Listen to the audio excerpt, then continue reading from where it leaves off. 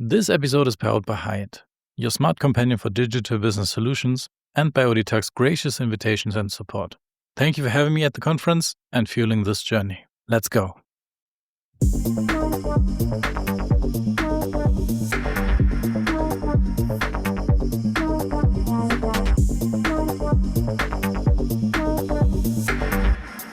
Hello and welcome to another episode of Devs on Tape. Today, again, you know it, from Grapevine, Texas, from the KSCOPE25 from ODTEC.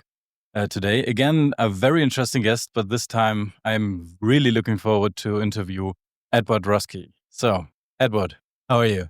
I am amazing. I've been interviewing a bunch of people myself, not for my podcast, but interviewing various vendors and partners and other people.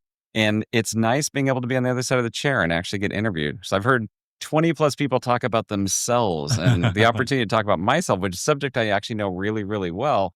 I'm honored to be here. Looking forward to it. So we might slide directly into your introduction. So you might do it by yourself, right? My name is Edward Roske. I am on the ODTEC board of directors. I do a lot of things. I'm actually a data scientist. I was an Oracle-based director for 15 years. I've written 15 plus books on Essbase, Hyperion, Oracle EPM Cloud. I have started many a company. These days, I'm living full-time in the AI world. Okay. And I happen to know you are German. You hide it very, very well. But my last name is Roske, and I present all around the world. And I'll tell you an odd little story. I got to present in Berlin for DOUG a couple of years ago on an ACE tour, and I was very honored to be there. And I thought I would connect with the audience. And I said, yeah, I'm Edward Roske. Roske is obviously German. And one day I'm going to find out where the Roskes are in Germany. And a guy in the back of the room raised his hand and he said, I know of the Roskes. And I was like, oh, wow. Yeah, please tell me a little bit, right before I'm ready to begin my session. And he said, they live in the southeast corner of Germany. It is where the poor people are from. Oh, that's not nice to hear, right? Yeah, well, I've since decided that the Germans have the best sense of humor of anybody in the world. It's just dry, or he was really being honest. But I choose to believe he was kidding. Dry or not existent, I would say. Yeah. But yeah, connecting to the audience is something you very experienced in, right? So I did a little research on you, but besides hearing everything from yourself, I just introduced some of those topics. So you already mentioned 15 plus books. So how you can even manage to write that many books without repeating yourself? Well, it's really easy. You start with a copy paste as a new document, then you find and replace the old product name with the new product name. And congratulations, there's a second book. I had some amazing co-authors with me. I used to do a lot more writing because if you're listening to this and you're 37, this will be hard to believe. But there was a time that when you flew on airplanes, there was not Wi-Fi. Mm-hmm. And you had lots of hours to spend on your own. I do a ton of traveling. I've been to, as of this time, 87 countries that I've visited and spoken in, including on all 7 continents. I have webcasted from Antarctica even. So I would spend all this time on airplanes. And because you had time to focus, I would spend 2 hours, 4 hours, 8 hours writing books. And I never got writer's block, but it was my time to figure out what have I learned? How can I actually pass it on? And I wrote the first book back in 2007. I think I can tell this story because the statute of limitations has passed. It was a book on Essbase, and I called it Essbase for Mere Mortals: An Insider's Guide. Okay. And I had to hurry and finish it. So I called up the amazing Tracy McMullen and I said, I'm writing this book for the last couple of years because I kept getting tired of waiting for someone else to write an Essbase book. And there wasn't one. At the time, Hyperion had a book called the Essbase Database Administrator's Guide that was a lookup manual, but nothing actually said, you're starting here, you can walk through building a cube, and when you're done, it's complete. So I called up Tracy and I said, we have 6 weeks to finish this book because Hyperion just got bought by Oracle. And I don't know if they're going to kill off the product. What's going to happen to Hyperion? What's going to happen to Essbase? Let's rush this book into production. And we dedicated our first book to anyone who could figure out a way to kill publication deadlines because it was such a rush. But we got it rushed. We got it to the printer. We had 500 copies printed, and we figured we would sell 4, maybe 5 of the copies, have 495 left to give out to our great-grandchildren someday. Maybe to burn So, them, right? yeah, during times of I don't know, global climate coldness, we do it for warmth. So we took the 500 copies to the final Hyperion Solutions Conference in 2007, and they were gone in a couple hours. Okay. And we said, wow. And everyone's like, well, what do you mean you sold them all? It's like, we did one print run. Like, we thought that was it. So we said, well, the first thing we need to do is get out a bigger print run, but maybe we should trademark the title. So somebody else, I don't know if you ever wanted to write an Essays from Immortals, an insider's guide. So Not yet. we call an intellectual property lawyer and we say, hey, we've got this book. Can you please trademark Essays from Immortals, an insider's guide? And a couple weeks later, he called back and he said, I've got some bad news, but I've got some good news. And it's like, okay, what's the bad news? And they said, blank for mere mortals has already been trademarked. You cannot write a book in the technology space. I was like, oh, shoot, we issued a trademark infringement title. And I was like, what's the good news? And they said, also any book title ending in an insider's guide also cannot be trademarked. And I'm like, how is that in any way good news? And they said, because you have a blank slate. You have to start completely over from scratch with what your title is going to be. So then we spent a couple of months going, well, what about this? And what about this? And any decent idea we came up with, someone had already trademarked. Oh. So in a moment of flippant annoyance, I said, why don't we just call it look smarter than you are? Because like no one wants to say that like they look stupid. It's like look smarter than you are. And he had checked, and about a day later, he's like, congratulations. That's such a bizarre title. No one has done it. So, so you trademarked it. Yeah. So all 15 books since then have been under Look Smarter Than You Are. And the original versions, the trademark infringement version, do sell for a decent amount of money online. I hope they don't show up in a trademark case someday. You will be prepared for that, right? So nowadays. All right. So asking you like 15 plus books. That's so many. And I was expecting you to say 15 plus books are coming now in the coming year because using AI, right? So you don't have to copy and paste yourself. You just say, use this book and just change a couple of version numbers and maybe adjust something and go for it, right? Yeah, I could feed it to AI and say, please use my dry German wit in all of these books and write a topic on this one. I've actually read a lot of AI slop lately. Mm-hmm. I will say I actually don't mind AI generated things if they are well prompted, if they're actually adding value. If the entirety of the prompt is really quickly write a 50,000 page or 50,000 word ebook on topic X, it's going to be miserable because the AI just kind of repeats itself. But I like your idea. Mm-hmm. There's not context windows big enough. I could grab Google Gemini, literally feed it the entire text of every book I've ever authored or co-authored, and tell it, write a book in this style. Yeah. And I think it might be able to do it. Maybe just start slowly, right? So here's the approach. Get all 15 books and do like a second edition of all of them. So just proofread them, get it in the right language for today's knowledge, right? And then do a second edition of everything. And then you do a best of, like summarize like the best quotes on the 15 books. So you're still like, you got another 17 books, right? Or 16 books then. But I'm not encouraging you to just flood the market with AI created stuff. But I think more likely I'll end up writing a book on AI for finance. Most of my attention these days is on better ways to use AI. And it's weird. I've been very resistant to using AI to do my writing. I will tell you that AI, when well prompted, is better than 90% of writing that people have out there. There are some that fall into that top 10%, and I'm egotistical enough to think at the moment I'm up there, but I realize the day is coming when that AI is actually going to write it a whole lot better than I do.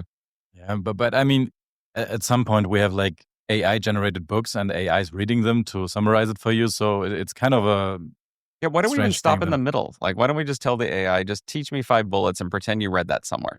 Yeah, exactly. That's where we are with Apple Intelligence right now, right? So you have like a couple of tools inside those pages and stuff and say summarize it. They even do advertisements online with it in Germany right now. All right, so maybe we just rewind a little bit because we want to know how you get where you are right now. So what I know about you is that you love sharing your knowledge, right? Not just only in like scientific touched books, or I don't know how to pronounce it correctly, but you write books for specialists, right? But almost specialists, I guess. And I know that you have a passion for just sharing your knowledge. So when does this start? So right from school, or did you just find it out later? Mhm. So what I've discovered about myself over the years is I learn through teaching.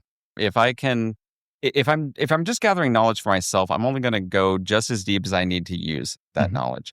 But if I'm having to pass it on to other people, I learn more deeply.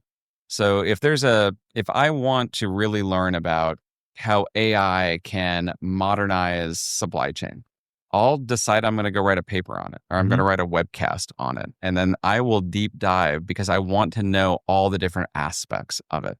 At So least for sharing it afterwards, right? exactly. Yeah. Mhm. I want to know more than at least 1% more than all the people that I'm talking to. I'm not going to know 100% of everything, but I want to learn enough to pass it on. Mhm. My personal aspirational goal in life, I want to leave the world a smarter place than I found it. Mhm. I got this on my notes, so I'm just nodding and just pretending I know what what I want to say right now because you just got me. All right, so you started to share your stuff. You dig deep into the stuff you want to share in future things. But how do you know in which direction you want to go? So there are plenty of topics you are technically knowing many stuff about. But how did you just find your way into the EPM area? So I'm just pretending knowing what EPM is doing because I had a podcast recording yesterday. But how was your journey into the technical EPM? So let's go back in history to what accidentally happened. First of all, I tend to do things very young. I started college part-time at 15, college full-time at 16, got married at 17, had a kid at 18, started consulting at 20, and founded a consulting company at 22. All right. So how old are you right now? 27, I guess. Yes, and I've done a lot of companies and a lot of growth since then. Yes, I am now 51. Had a birthday fairly recently, but I got it all out of the way at a really young age. And one of my first roles back between 18 and 20 it was a combination financial role, technology role, but the technology was Microsoft Excel Okay. because I was the only person back then, this is like 92, that was capable of learning this new technology called Excel. And I got really good at it and then started helping out finance. And then over a couple of years, eventually became the coordinator of the entire finance department at like age 20. And I had this finance skill set and I had this Excel/technology skill set. And the company was going through some downsizing. And they came to me and they said, "We want you to cut somebody from your department." And this is weird. I don't know if I ever talked about this. I submitted the list back with my own name on it. And in that same group, there was a lady named Leah and another lady named Kathy. And they were value add to the organization. I felt I was adding value, but I knew I could get another job. And I Mhm. wasn't sure if Leah and Kathy could. So the overconfidence, the hubris of youth, like I think, okay, I'm going to launch out into that world. So I submitted my own name. They're like, "What are you doing?" I was like, "Well, you will Being save more generous, right? money. Yeah. They have a gainful employment. I'll be just fine, and it'll Mhm. be the easiest conversation you ever had." So I think they also thought I had a screw loose. So I sent out 11 resumes. This is back in '95, and of those 11, I sent 5 out to companies looking for finance professionals.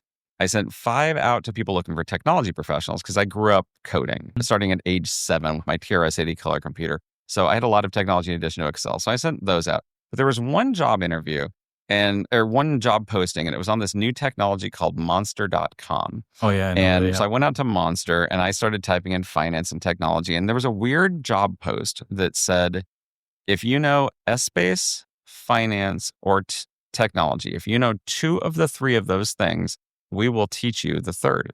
All And I'm right. like, I know what finance is, I know what technology is, and I don't have a clue what S-Space is. Maybe I even thought it was pronounced ESS space or Mhm. something at the time.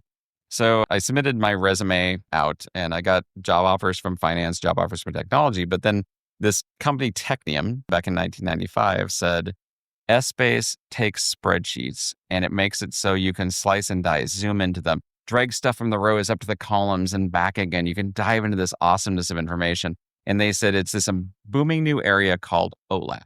Mhm. And they said there's Every database ever built from the dawn of mankind up through now is OLTP. It's a database optimized for transactions, getting records in and records back out. But OLAP is optimized for analysis. That's what A stands for, online analytical processing. And that's what we called it back then. So I was wavering until they said something that closed me. I said, well, are there any concerns you have as to reason you might not hire me? And they said, well, you're coming from the corporate world. And in the corporate world, you always know what you're going to do every month. But in the consulting world, you're going to do a different thing every 2 or 3 months as you go from project to project. There's no getting comfortable. And at that point, I might have worked for free. Okay. I'm like, this is the greatest thing I've ever heard because I bore really easily. It's like, I get to do cool new stuff all the time. Well, coming close to finishing my history lesson. So Essbase was at the time called OLAP. And it went through a number of different names to describe it. They called it EISs, Executive Information Systems, DSS, Decision Support Systems. Eventually, that company that made Essbase, Arbor, merged with a apps company called Hyperion. And they took the Hyperion name, and they needed a name to describe multidimensional databases, which is fundamentally what Essbase is, a multidimensional database with pre-built business applications to do things like financial reporting, consolidation, and planning. And the name they came up with was Business Performance Management, or BPM. They probably came from a focus group. It's any good term should have an opposite, right? Online transaction processing has the opposite, online analytical processing. There is no one on earth who does not want to manage the performance of their business. Like, you don't step forward and go, well, I'm looking for business performance non-management. So clearly created by a focus group. So BPM, Business Performance Management. They paid a whole lot of money to get that terminology to catch on with the world. So much so that Gartner stepped forward to do a magic quadrant of all of the BPM tools that were out there in the world and discovered that Hyperion had trademarked BPM. And they're like, shoot, we can't use that. So they switched the B to a C, going with Corporate Performance Management. And they launched the Corporate Performance Management Magic Quadrant. It had like Hyperion, Cognos, Business Objects all over it. Now advanced to 2007, we're super close to the end of the history lesson. Super close. Oracle acquires Hyperion and says, well, if managing the performance of your business is good, if managing corporate performance is even better, let's manage the performance of your entire enterprise. So they rebranded it to EPM, Enterprise Performance Management. There are not many options left, right? Yeah. I think eventually we're going to get, like, during the zombie apocalypse, we're going to get to like ZPM, like zombie performance management. But... Trademark it right now. So shoot, yes. There's always 2 times you got into the hassle of trademarking your name you choose, right? Quickly find someone, trademark ZPM and attribute it to me. Be faster than me. So I've been expanding over the years. Eventually, at the ripe old age of 22, said, let's launch a company to go do Essbase, multidimensional, BPM, CPM, EPM, and all the various little baby PMs that are out there. And I've been living that life ever since with a recent change. The company I created, NRL, got joined up with a few other companies, became what is now Argonaut. It's a few thousand employees on their path towards like global domination. And in 23, I realized that we were entering an inflection point where we were going to look and we were going to see a world before and a world after. And that's AI. Like, we're going to look back at this time period of the early 2020s, and we're going to remember what life was like before it. We're going to remember what life is like after it. And I didn't want to be sitting on the sidelines. Yeah, so I want to launch out and do AI full time. So, I mean, you said you were very into like founding Indira. This was the first time I saw you, like back in the days. My first KSCOPE, like 2016, I guess. If it's 2016 or 2019, it was Chicago, I guess. And I saw your big booth in the exhibition hall. Like, Interrail was not only a booth; it was like a kind of a maze where you can walk in, right? And everything was steampunk styled. And I thought, what big company is this that they happen to have a booth like this size, right? So how big went Interrail? I think we were 600 square feet was that booth that year. I won't tell you the cost of that booth, but I will tell you it's 6 digits in US dollars. So were you so into new customers getting from KSCOPE, or was it just a personal preference? That particular year, I just really like steampunk. And being CEO, there was a category on the income statement that was politely referred to as ownership whims.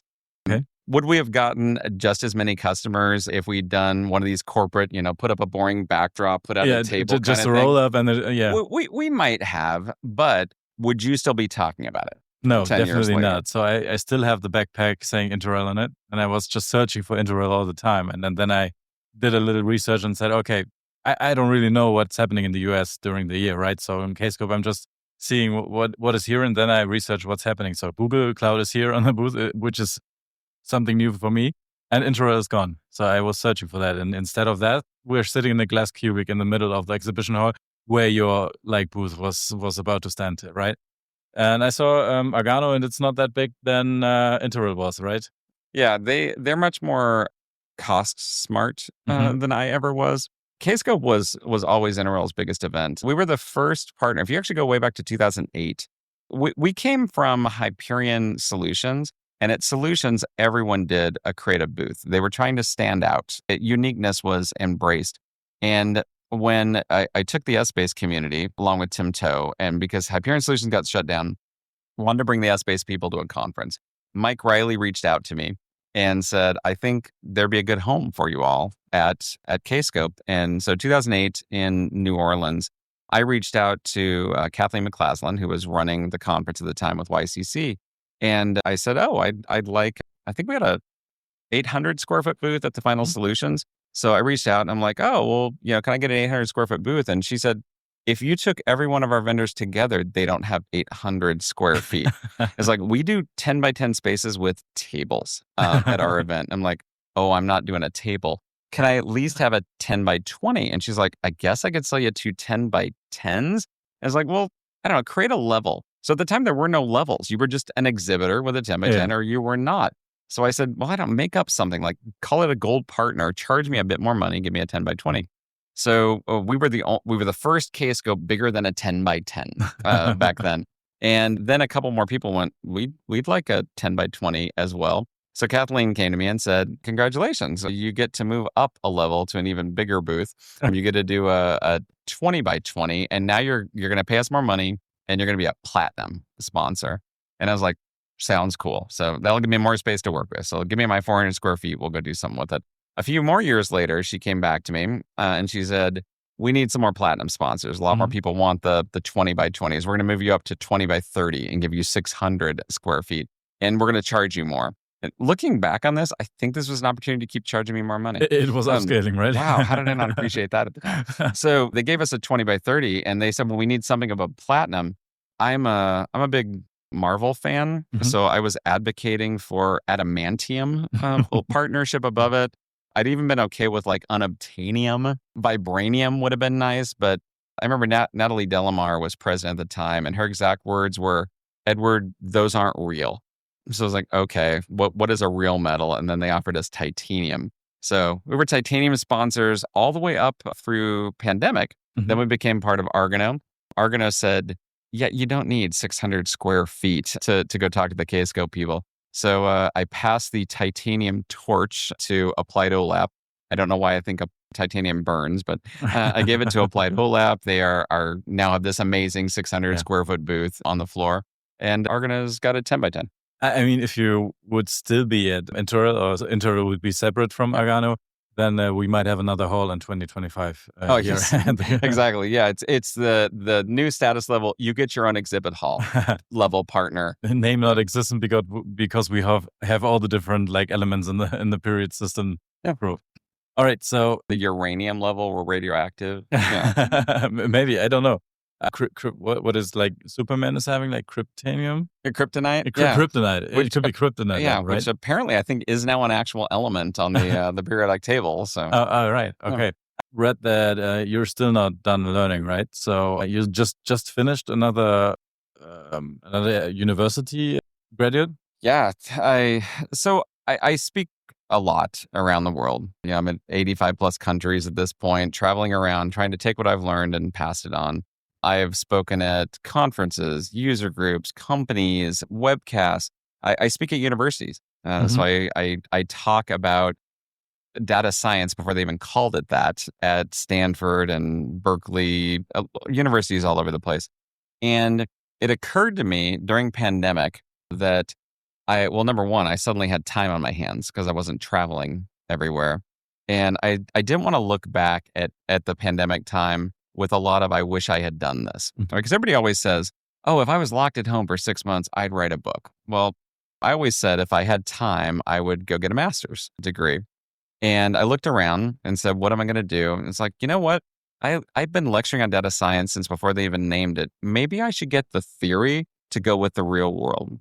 Okay. So I went to SMU. I think I was the most overqualified student they'd ever seen in their master's program. Like, you teach on this. Would you like to guest lecture in your own class? I was like, no, I just really want to understand the theory behind it. I think I'd read an article that data scientist was the sexiest job of the 21st century. It was a Harvard Business Review article. And I was like, I would like the sexiest job of the 21st so century, you got please. the degree at least for that. Yeah. So exactly. Yeah. It was an opportunity to pick people up.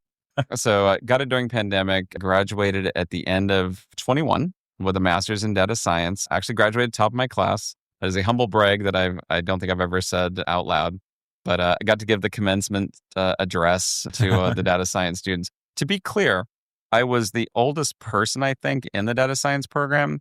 I don't just mean the students. I was older than the professors in the data science program. So were you in the student connection thing, like in the dorm? Yeah, just staying in a room with like 5 other people? Thankfully, it was an online program because it was during pandemic. I think we were all I stepped foot on SMU campus twice.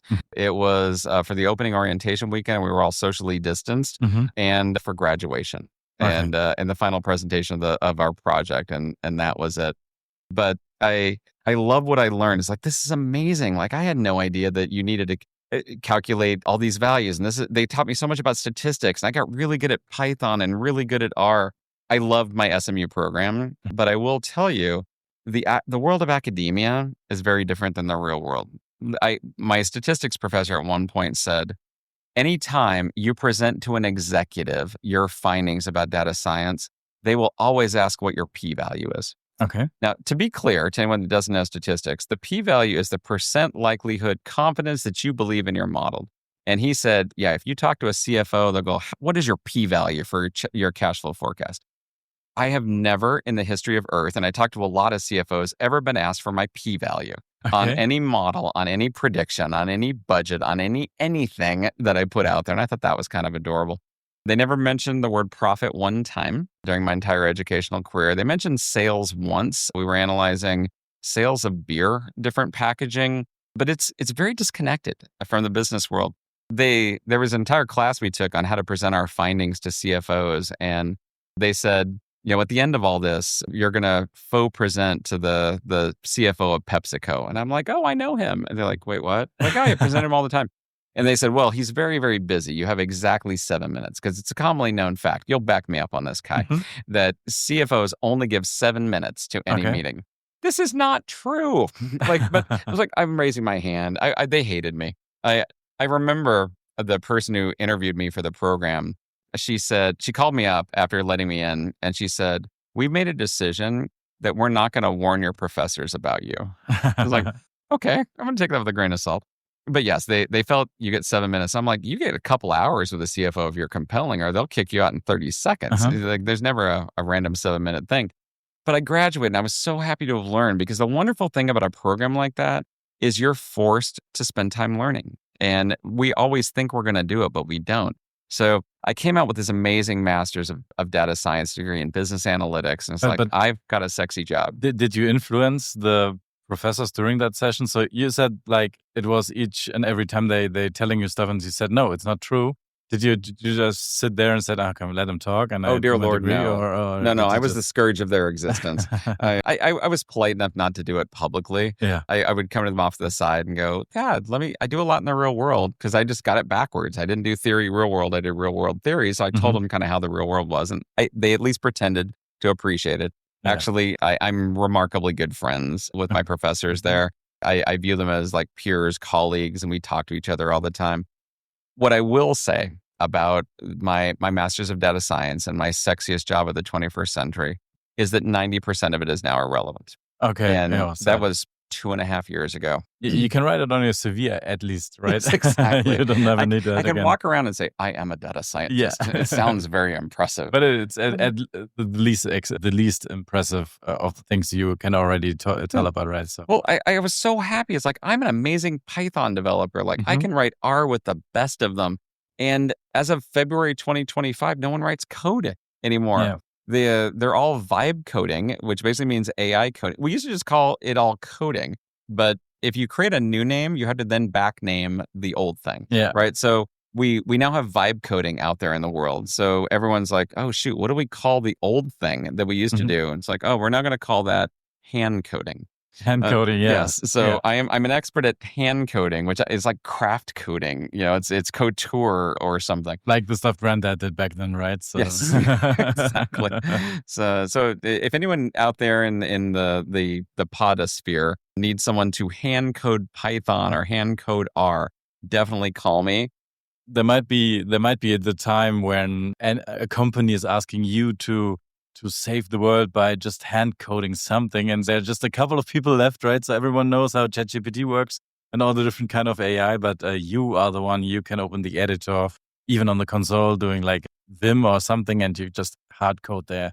No, hand code that. It'll be you can't ask the AI is about to take over the world, and you can't go to the AI and say, please tell me the script to write to stop the AI from killing us all. And it's like, I got you. And you do it in Python. Yes, we're gonna break into the data center where the hub of the AI is. I don't know, Tom Cruise will probably be involved. I don't do my own stunts, but and Tom can do that part. Steampunk will also involved. Exactly. I imagine this video in my mind, and I will ask Sora later to do to create something for me. We'll drop this video out there, and I will break in with. And you can't use a smartphone because the AI will control that. So we're gonna go find like one of those Nokia 3160s that'll survive an atomic bomb.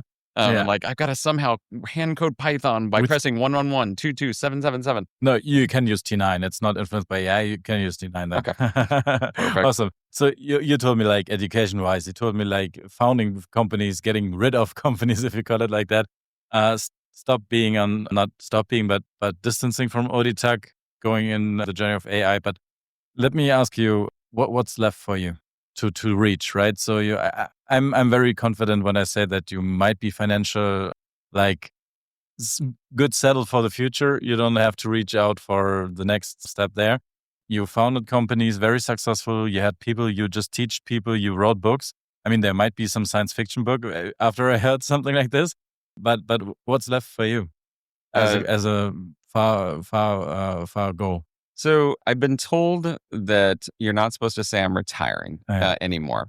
My dad always said, if you're going to retire, he's like, make it the last item on your bucket list because it's the last thing you're going to do before you die. Yeah. But apparently the catchy term to say nowadays is I am financially independent. Yeah. Meaning if you are working, you are choosing to work, as opposed to retiring says I'm going to stop working because as I told you, I bore really easily. Mm-hmm. Like the thought of golfing or gardening. Yeah. Oh dear Lord. Like trying to count birds and like, oh, that's a blue-tailed black-headed warbler. Like no, it's a horrible idea.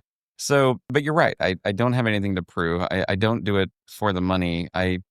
What I want to do is help change the world. Like, oh, that's a minor thing. I want to help step up and say, if we're going to look at the world before AI and after AI, I kind of want to be in the room. Like I want to help figure out what that AI future is going to look like and how it's going to change processes.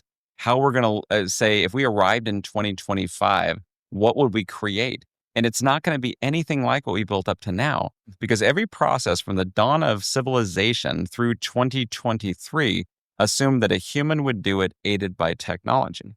Any process you build nowadays, you're going to assume it's going to be technology run, aided by a human only if absolutely necessary. Yeah. Like we don't really want them coming in and messing it up. So what I'm doing right now is I've started a few different AI companies, some of which are in stealth. Of course you are. Like, how many? 5, 10? What is it? I think I'm up to 3 at the moment. My beautiful wife, Dawn Frost, her nickname for me is Puppy. Mm-hmm. She says, Edward, if you leave him alone for 5 minutes, he'll like chew on the furniture. So she's, when I left Argonaut after Neural became part of Argonaut, she's like, I'm just terrified what you're going to come up with to do now. I will say on a money standpoint, I'm not a possessions person. I don't even own a car. Okay. Like I know some people like sell their company. And it's like I went out and bought a Maybach, or I got a BMW 7 Series and an M7. Let me guess, you're just into planes, right? Exactly. Yeah, I only do jets. No, I don't own a car. I own a 1,200 square foot condo where I live in Puerto Rico, and I have the house I used to have in Arlington, and that's it. Because my dad raised me to believe that anything you have can go away.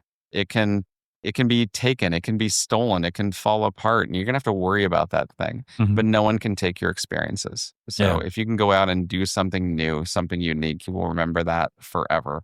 So since I was 5 years old and I opted to go to the Grand Canyon over getting a new bicycle, I'm out collecting experiences. I get to travel the world. I think I've been in 15 countries so far this year. Highlight of my year so far, I had to sign up a year in advance to go visit Son Doong Cave in Vietnam. Okay. It's the largest cave in the world. Takes an entire week to get out to it and through it. You spend 3 days going through this cave. And it's to protect it and make sure it's still there in thousands of years. Plus, it's really athletically hard to get to it. And you have to have helmet and climb over rocks and everything to get down to it. They allow 10 people per day into this cave for 100 days a year, meaning 1,000 people get to go into this cave. And it's so magnificent. You think of a cave as being, the ceiling is like 3 meters above you. Imagine if the ceiling is 300 meters above you. Like so tall, you could put the Empire State Building in it and it still wouldn't come anywhere near the ceiling. Being able to do experiences like that, I now have the freedom. Like I can start a company and trust other people to go off and run it. I can provide my input. I can provide some financial capital, and I can go off grid and just wander into a cave for an entire week. I'll go to KSCOPE for 1 week without thinking of being part of the exhibition, right? Yeah, the largest thing I've been in cavernously, other than that cave this year, is this exhibit hall. Like these ceilings are really far up. We turn the lights off and you put a helmet on me, I could believe this was a cave. It is basically, and you're not just only in an exhibition hall, you are in this little small glass cubic in the middle of exhibition hall. And we're in the fish tank if you were walking by and taking photos of us. Yeah. I mean, if we have a ceiling, we would be quite even more than this there. All right. So, another question would be, for you, it should be very easy to found a new company back in the days, right? So now you're focusing on AI, but the speed of the change, you already mentioned that, is not only like there's one technology a year, some versions of it, like new knowledge being made in there. But now AI, you're founding a new company, and like 2 months later, you said the technology used is already like gone or is already outdated. So are you confident in that those like 100 companies you might found in the next year might be there in 3 years or 4 years in this same constellation? I think it's really difficult to go into a company nowadays compared to when I was 22. I was like, I'm going to found a company and I'm just going to run it for forever. And I was CEO of that first company for 25 years. Yeah.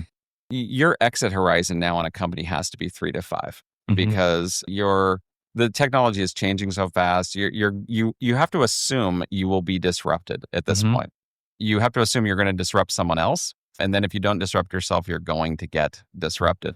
So any company that I'm creating, I'm trying to keep it super fast growing, launch it quickly, get it out there into the market, and get out of it in 3 to 5 years. Anybody that thinks they have a moat around their product isn't paying attention. In 2023, the fastest growing and most launched company that was out there were these companies that let you analyze a PDF with AI. Because at the time, you could put text into ChatGPT, and there started to be a couple of competitors to ChatGPT, but none could handle a PDF.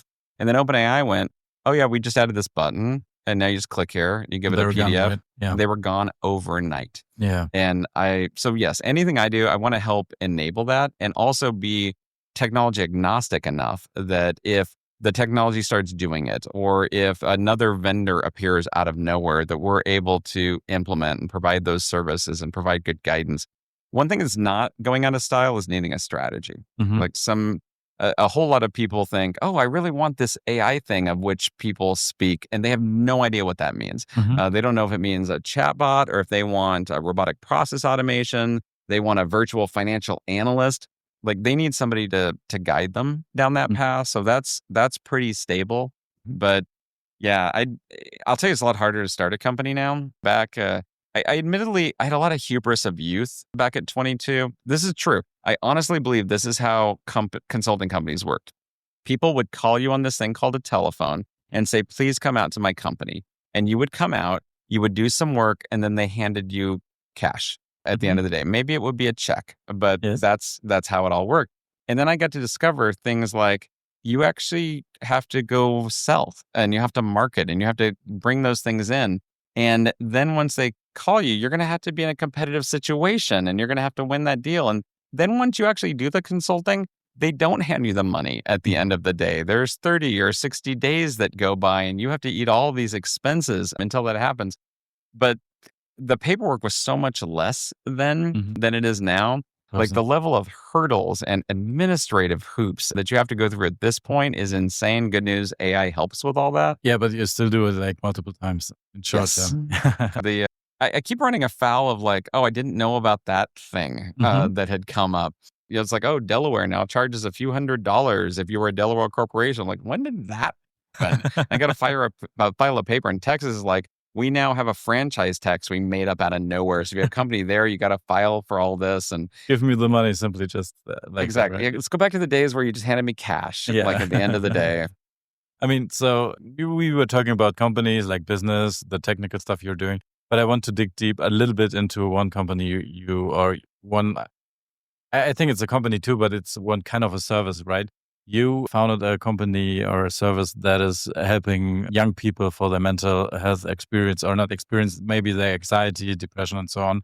And as I read that, I was very interested what your motivation behind this is. This is basically, I cannot imagine it's because of money or business success.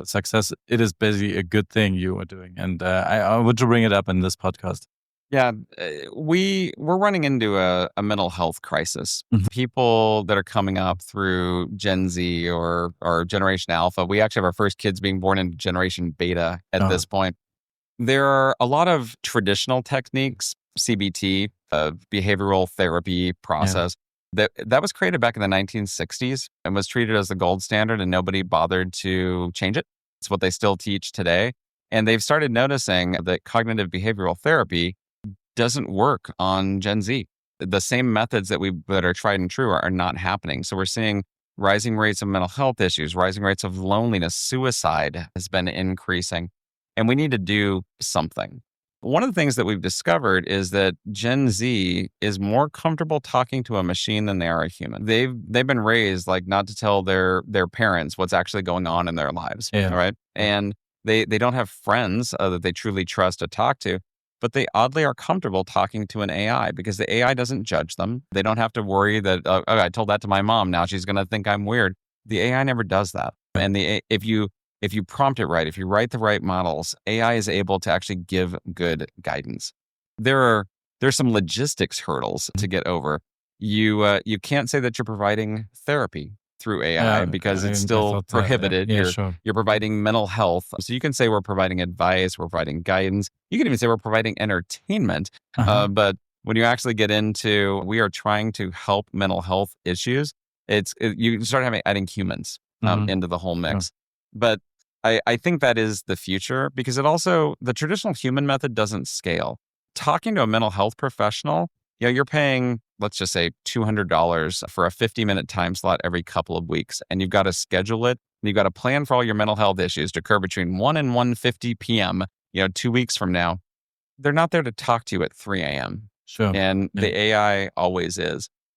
This brings, so if I imagine I have like a model, an online service young people can talk to maybe prevent them to be like kill themselves, right? So this might be a big amount of pressure on your company, right? The people who are technically realizing that, and also you. So if you have like hallucinating assistant talking to someone who is very instable right now, and you're the guy who just taking care of that problem, and it's just hallucinating, say, yeah, maybe you take a higher bridge now, right? So this would be a high You're pressure right. Your for life me, sucks. right? You should go do something about it. Exactly. You want to show the next McDonald's, and right? So if it's misbehaving, what are you doing then? So there's a whole lot of red teaming that has to happen. And we, with our mental health application, we actually are able to go in and we escalate. Like we intentionally find out what the AI does when in a very stressful situation. One of the things that we've started doing is there's a certain point where it has to escalate to a human. Yeah. And we've started programmatically telling it, if you get to this point, you need to recommend that person stop what they're doing and call a suicide prevention hotline. Okay. They need to talk to a human. One of the things that we've explored is there a point at which we have to do that, whether they do it or not? Mhm. Like we have to step in and say, this person is in crisis Yeah. and we need to go save a life. Because you're right. This is not an application that we're going to make money on. It's an application we're going to save lives with. Yeah. And if we can measure, if our ROI can be measured in lives saved, great. I don't want to be anything that contributes to a greater suicide rate. That said, we can't say, well, then we're just going to stay away from it. Mhm. Like that we are not going to allow, you to say, I've been having suicidal thoughts. Like, Mhm. I don't know if I should keep going. Like everybody, has points where we're worried the world's going to overwhelm us and we need somebody to be able to talk to. We just work really hard with the AI to help it understand when it's gotten to the point that it needs to bring someone else in. Mhm. It's a wonderfully thoughtful ear to talk to. And if there's not a controlled application, something that has been red teamed, that understands here are the levels, it shouldn't tell you, oh, you wish for ways to commit suicide. Allow me to give you my 10 most brainstorm. Exactly. Yeah. You can't do things like that. If we don't create those applications, if we don't make them accessible to youth all around the world, they're going to talk to a completely unprompted version of ChatGPT. And they're going to ask those exact same questions. And it doesn't know how to escalate. It doesn't know at this point I should be offering advice. Yeah. They do some level of testing and coaching, but people can, I guess it's better that they're talking to ChatGPT than that they're keeping it inside. Mhm. But yeah, let's give them a better way. Do you have experience how the acceptance for this kind of services? Because when I look back, so there was some time that people were just curious having like their phone having access to the calendar or having photos or location services. Nowadays, no one thinks of, do I share my location? Automatically always, right? So your app can always track me wherever I go. And if I guess that you have a service which is providing like a machine talking to with my private problems, I don't know what's happening behind that, how they make their money. So if you're not into knowing that there's no money involved or that much money involved, is the acceptance like younger people are doing it quite easily and they're happy to have this opportunity, and older people are just saying, no, I'm not trusting a machine? Or is it what I'm guessing? It's interesting. What we've discovered is the more we publicly say we will never sell your data, we promise you that we're not going to do anything with this, that it's confidential, the more it plants the idea in people's heads that we're selling their data, that it is not confidential, that it is not secure. It is, right? This is not a data play, but it's one of those, me think thou dost protest too much. Like the more you kind of outwardly say it, the more people kind of fear it. What we've discovered is that with Gen Z, they don't use terms like privacy. They assume. I'll tell you some interesting feedback in a second we got from one of the cohorts. But privacy it's almost an antiquated term. It's like my mom used to use the term, "Oh, those people sold out," and apparently, as she described it, it meant someone like a musician like now gets paid gigs or something like that, and it didn't make it down to Gen X. There is no selling out. Well, Gen X, we used to talk about work-life balance and privacy concerns. And Gen Z is like, what do you mean? Like, you don't check your work email at home? Like, you don't check social media when you're at work? Like, they talk about like work-life blend, like the concept's gone. And privacy, we used to be extremely concerned. To your point, we now give away our location. We'll talk about, we'll post photos of every single place we are on planet Earth. We'll go out and say, like, oh, I stopped at 7-Eleven. I got a Coke Zero. I'm incorrigible. Like, it's all out there, and they don't care about that. The feedback we got from one of the cohorts was, why aren't there ads to the side of the interface? Like, what do you mean? It's like, well, you've got to pay for this somehow. So when I see targeted ads, I know that you're kind of analyzing it and saying these things might be relevant. If I don't see anything like that, it makes me worried you're making your money some other way. Okay. Like the idea of somebody reading my private chats, these things I'm sharing with a therapist. Imagine if you were talking to a therapist and there's a guy in the room going, "Have you considered Coke Zero?" Yeah, exactly. That's what I was maybe thinking. Maybe safety razors are right for you. It's like, what the heck is happening here? But put some ads in it like, oh, you need a knife? Oh no, it wasn't appropriate. do you share all the cookies with me? So let me see what you're doing the other way around. Yeah. Have you considered the following tall bridges for vacation locations? It's like, what are you doing? But yeah. Please stop talking for 30 seconds. You have to watch this ad before the therapist will answer you and do this capture or something. I'm in crisis. And it's like, well, after you can skip this ad, surely, and find out what to do about it. Get a premium subscription for your therapist. Yes. So he doesn't only speak a foreign language. Oh, man. All right. So you have a funny feedback you got. You want to share? Oh, my funny feedback was about that they wanted ads. Like they genuinely wanted ads on it because they know that if they're not paying for the product, they are the product. So got it. Yeah. Sorry. Okay. So before we go into our highly rated categories we're doing in the end of the podcast, I have one question left. So you also do a podcast. I mean, we notice, or the listeners will notice, that you are quite confident talking to a microphone, and you did it here at ODTEC all the time. Like I had 8 podcast sessions, I guess, and you had like 100 sessions in here even before I started in the day.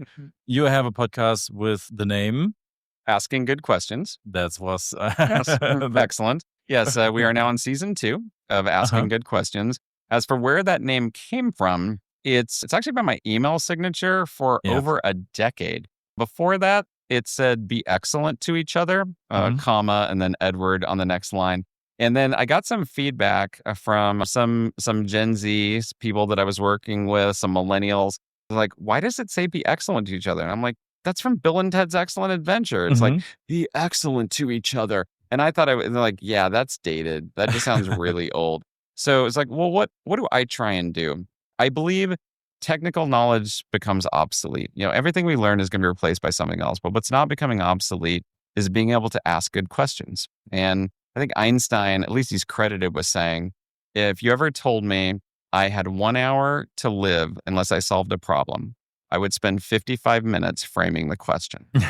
And I thought, if we can ask good questions, I didn't go for the asking great questions. I want like a minimal bar. So it's asking good questions. So maybe it's a successor, right? So you can get to the next level. Exactly. Did you trademark that? Yes. Oh, shoot. I have a lot of IP work to do the second this podcast is over. But yeah, we're on season 2 of Asking Good Questions. We're trying to stay at the intersection right now of finance and technology and how it's changing, like the office of the CFO. Season 1, I got to interview the former head of finance for Blockbuster, who was head of M&A at Blockbuster when they decided to call off buying Netflix way back when. And he tells a great story about how that all evolved. But I love doing that podcast because it lets me talk to amazing people. To your point, I was in the social media lounge inside this fishbowl doing over 20 interviews in 3 straight mornings with no break to use the restroom.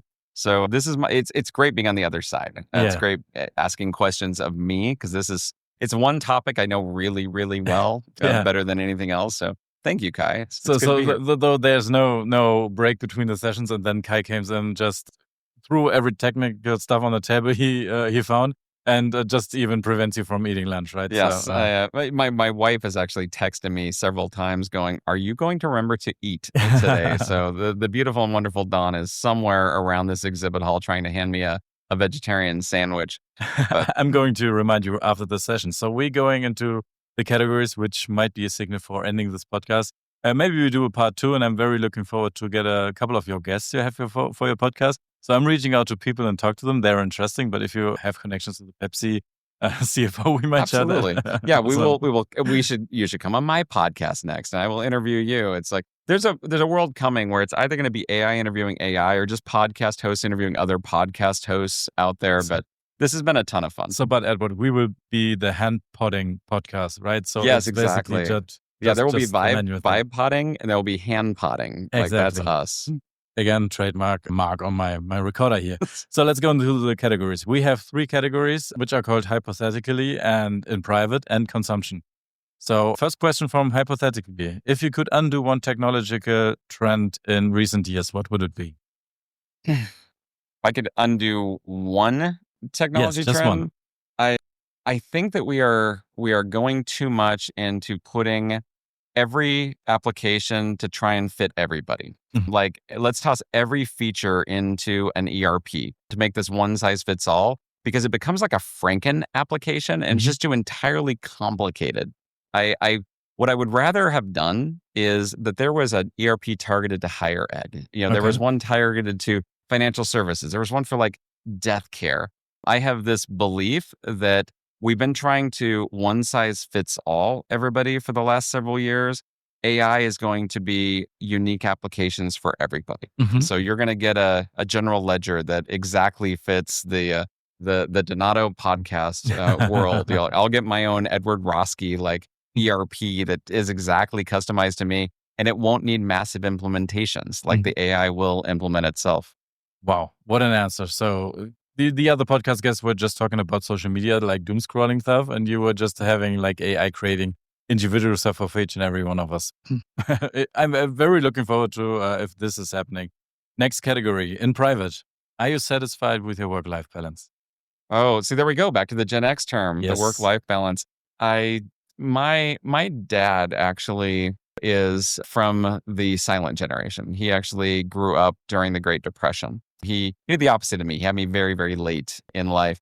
And he taught me that if you are fortunate enough to have a job, you should live and love that world from the time you wake up until the time you go to bed. I work on some weeks more than 100 hours, and it is my life, and I love it. It's fun. I really enjoy when I'm building something, creating something, talking to people. I slept 4 hours last night because I was up running Werewolf. Is that work? Because I'm doing it on behalf of KSCOPE? I'm moderating? Like, no, it's just a ton of fun. So I think you have to recharge, right? Theoretically, when I'm dead, I can get by on little sleep. I want to live fast, die young, leave a beautiful corpse. Go with the James Dean method. But yeah, in private, I would say this publicly. I love my balance of work and life. I like that we're now in a world that I can go work from Vietnam for a couple of weeks. So recharging everything and go back to 100 hours a week. Awesome. My dad always told me, I quote my dad a lot. He said, there are 168 hours in every week. We all have 168, and it's a matter of how you choose to spend them wisely. Awesome. So I would cut the short right out of this and publish it right now. Awesome. Last category, consumption. How do you deal with the growing flood of information via various channels, like news information, and you got push notifications on your phone from like 200 apps at the same time, breaking news from this, that, and this.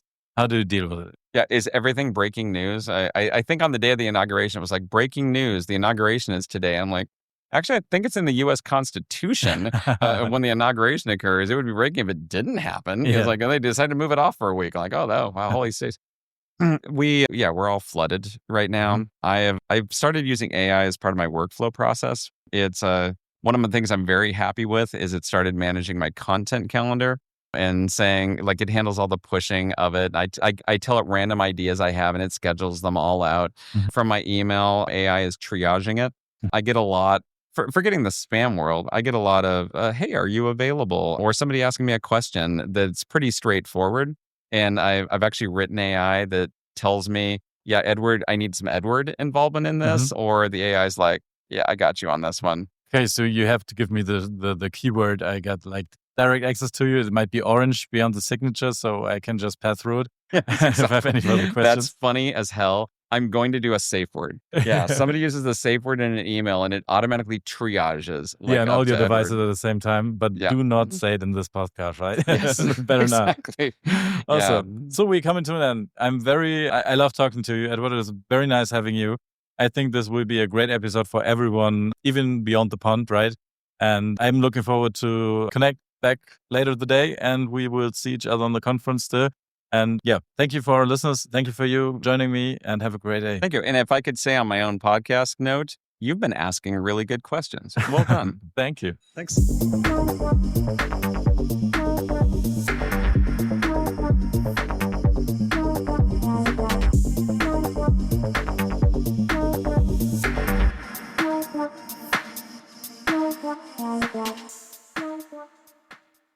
This episode is powered by Hyatt, your smart companion for digital business solutions, and by ODTEC's gracious invitations and support. Thank you for having me at the conference and fueling this journey.